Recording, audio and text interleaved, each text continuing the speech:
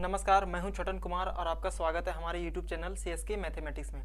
तो आज हम लोग परसेंटेज के RS अग्रवाल की क्लास में अगले क्वेश्चन को देखेंगे। पिछले वीडियो में हम लोग 59 तक देख चुके थे।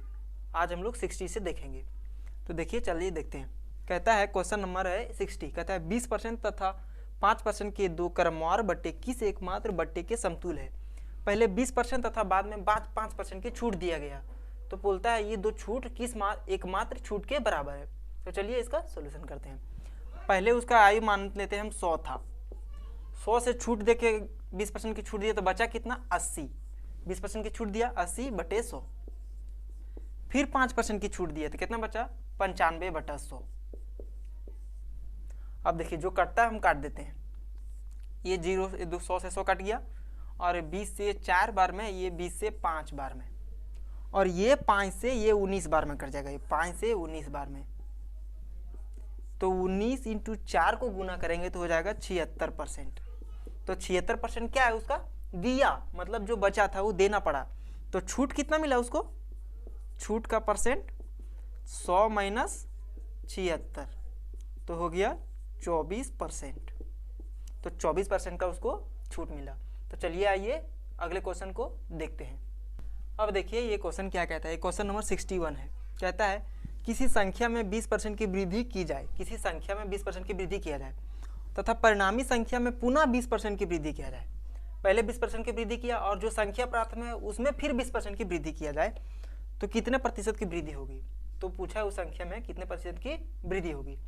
तो देखिए पहले हम उसका आय पता नहीं है तो पहले मान लेते हैं 100 उसका आय था और 20% की वृद्धि किया कितना हो गया 120/100,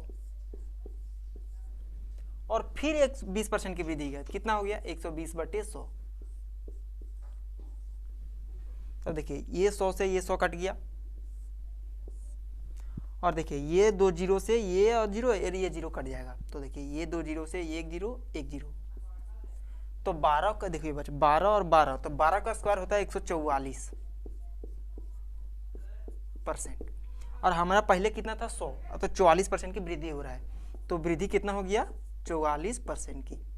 का हमारा पहले 100 ये था और बढ़ के हो गया अब 144, तो बढ़ गया कितना 44% की वृद्धि हो गया। तो चलिए आइए अगले क्वेश्चन को देखते हैं।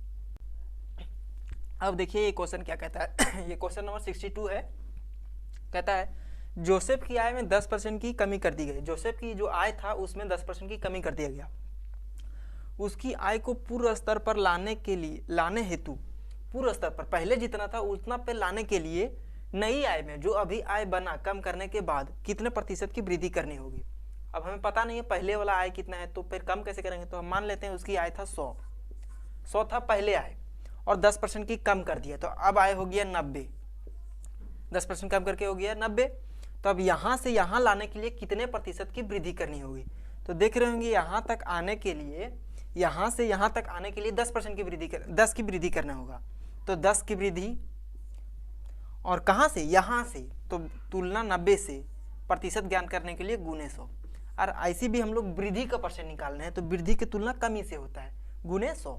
तो देखिए ये 0 से 1 जीरो कट गया।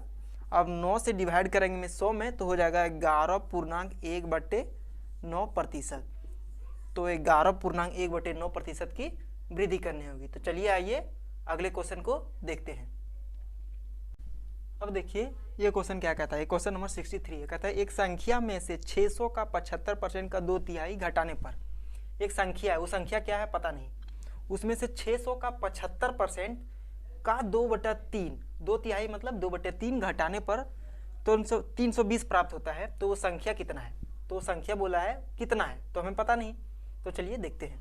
हम मानते हैं वो संख्या x है, वो संख्या है x, उसमें घटा रहे हैं कितना 600 का 75%, परसेंट के बदले 100 का 2/3, 2/3 मतलब 3 में से 2, 3 में से 2 घटा रहे हैं तो कितना प्राप्त हो रहा है 320 प्राप्त हो रहा है। तो पूछा वो संख्या कितना है, यानी x कितना है, तो हमें पता नहीं है। तो अब जो कटेगा काट देते हैं तो x आ जाएगा। तो देखिए हो गया 25 से ये 3 बार में, ये 4 बार में, और ये 3 से ये 3 भी कट गया, और ये 2 से ये 2 बार में कट गया, और ये 2 से ये 300 बार में कट गया, तो बचा क्या, x माइनस 300 बराबर 320 बचा। तो ये x बराबर क्या हो जाएगा, 620। तो वो संख्या था 620। तो आज की क्लास में इतना ही। और हाँ, आपने अभी तक हमारे चैनल को सब्सक्राइब नहीं किया है तो चैनल को सब्सक्राइब कर दें। मिलते हैं अगले वीडियो में, तब तक के लिए धन्यवाद।